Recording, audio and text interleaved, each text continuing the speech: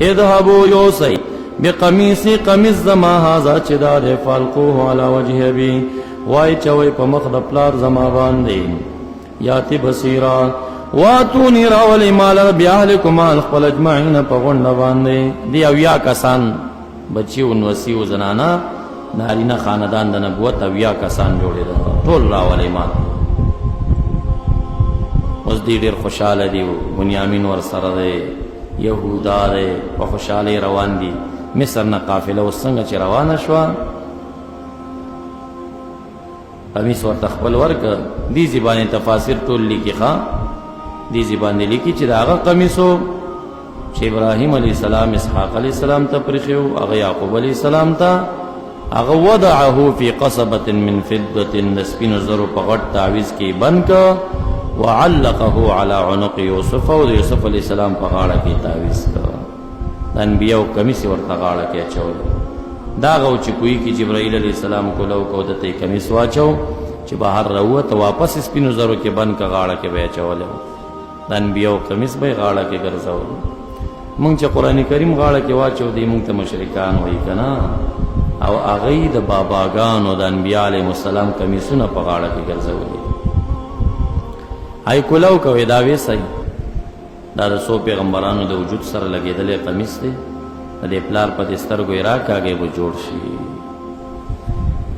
رونه د یعقوب علیہ السلام چې د یوسف علیہ السلام دا هم ګورې خسته علی سنت خو پنځپیرانو وابیان نو کدا وابیان وې کنه چې کله یوسف علیہ السلام دا قمیص راځته نو دی رونه ورته ویلې چې قمیص سنبال کا موږ د باباګانو قمیصونه بچانه راکا مونږ موحدین یو د خدای په ذات عقیده ده قمیص خسته را واخست پلار یعقوب علیہ السلام د چې ویړو هغه دا ویلي چې په مخ راکاږي سترګې به خې شي هم متسم لاس ویرای کاږي چرایخ کا فرتد د بصیرا سترګې بیا جوړې شوې یعقوب علیہ السلام خسته د سنت او عقیده وخا تبرکات د انبیاء او د شفاء لپاره استعمال جائز ګڼل هغه په مخ راخ قران کریم واقعات کدا د وابیانو غوندې خبره وې او د ورونو پسې کمیس ور روان کړي ول سره خیال دی یو زیارت د جنډې ټوټه چې در تراوړه مچ داري په دې زخمی یو مګه خبر شي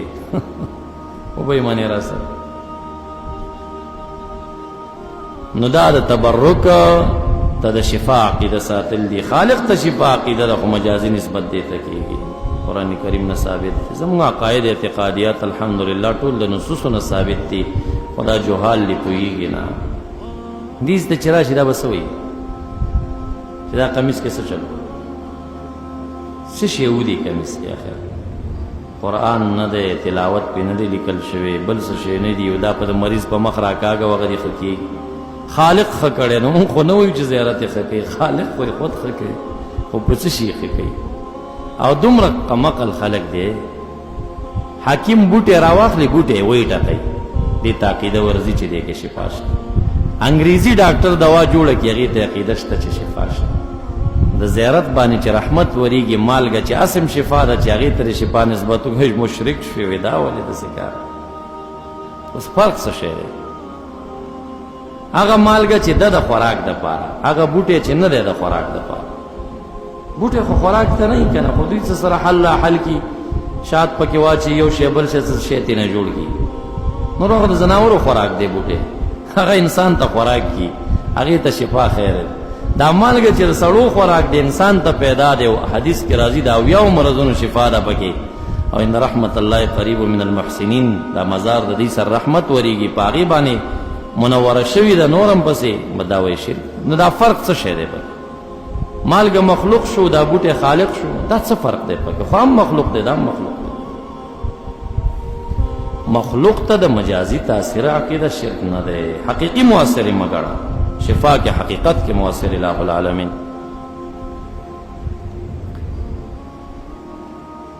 او چې دا قمیص را روان کې دوی ځان سره په خوشحالي را روان دي نو یعقوب علیہ السلام باندې بوی ولګي ولما فصلت العیر هر کله فصلت العیر چې جدا شو قافله د مصر نام ډیره فاصله وا قال وی ابوهم پلار د یعقوب علیہ السلام انی لاجد ريح یوسف یقینا زبیا مزمبوی د یوسف علیہ السلام لولا ان تفندونی که تاسو نسبت د قمقلی نه کوئ ما لرا ان تفندون ان تصفهوننی که تاسو ما تصفح او قمقل نه وایئ نو ما باندې د یوسف علیه السلام بوی ولګېده. دا د نیکانو خپله خوشبویي ښه او د بدانو خپله بدبویي وي، خاوند د فراست پې باندې پوهېږي. ګوره حدیث مبارک کې راځي، مکحول روایت کوي عالمهم انتن من جیفة الحمار، د آخر زمانه عالم او مولا د مردار خره نه به هم ډېر بدبویه وي. عالمهم انتن من جیفة الحمار. اوس خو عالم دومره سپری په ځان مګلې د بدبویي کمه ده، ته یې نشې حس کولی، د هغه بدبویي ده چې معنوي بدبویي. او بل حدیث شریف کې راځي قراءهم فسقا، د دې زمانې قاریان به فاسقان وي. اولئک هم الانتنون، بدبویه به هم دوی وي، ټول بوی به دوی نه خېږي. نو قاري خو په ځان سپری مګلې د هغه نه بوی چېرته ځي، خو د هغه معنوي بدبویي ده، عقیده به یې مرداره، عمل به یې خراب وي. البته تاسو د منطقو په یو قاعدې استثناء کولی شئ چې عالمهم انتن مبتدا او خبر حرف سور د موجبې کلیې پکې شته دی؟ نشته.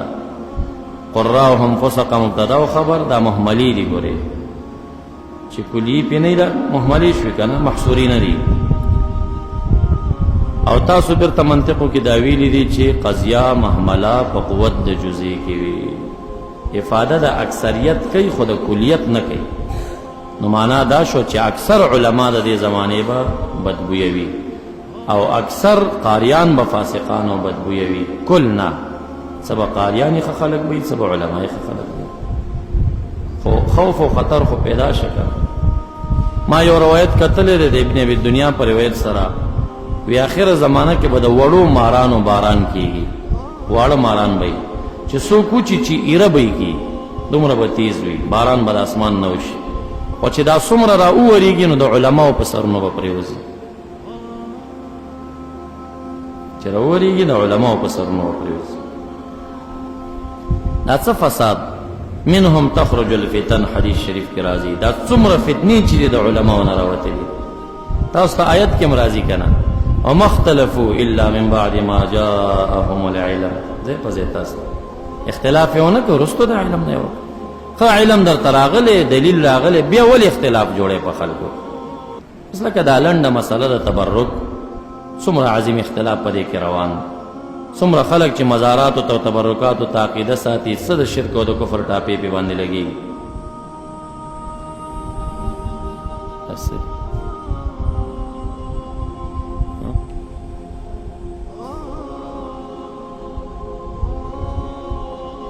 نو دا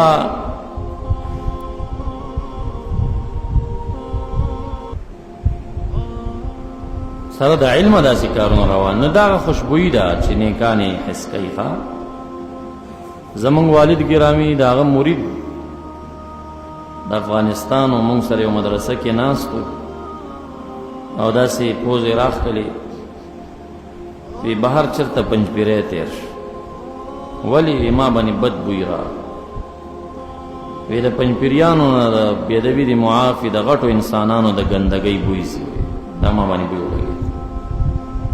نو مونږ دومره پناه ناستو چې دروازه هم ډېره لرې وه.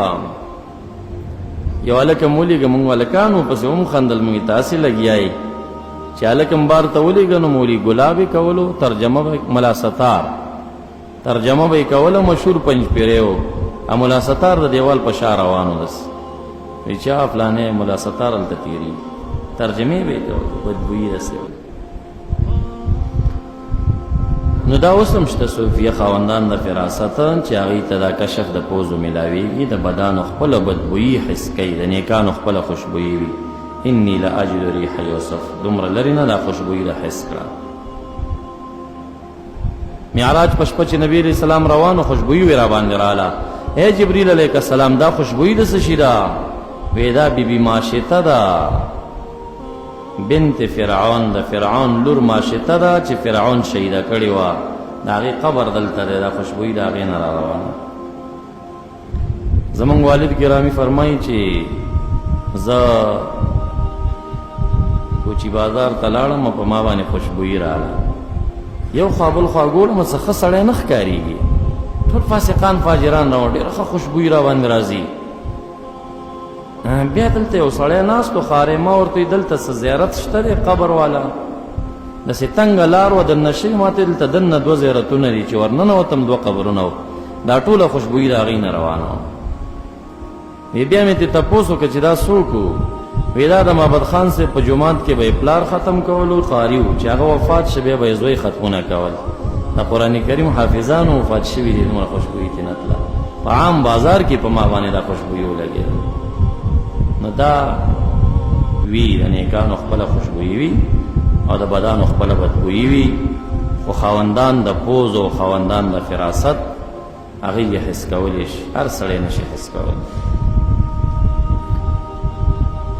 دا ډیرو روایتونو تاسو ثابتولی شي. ګوره د ابراهیم علیه السلام حالاتو کې راځي چې کله دی راغی اسماعیل علیه السلام کور کې نو، هغه اولې بیبي کره ورغی، وی خاوند دې چېرته دی؟ وی ښکار ته تللی دی.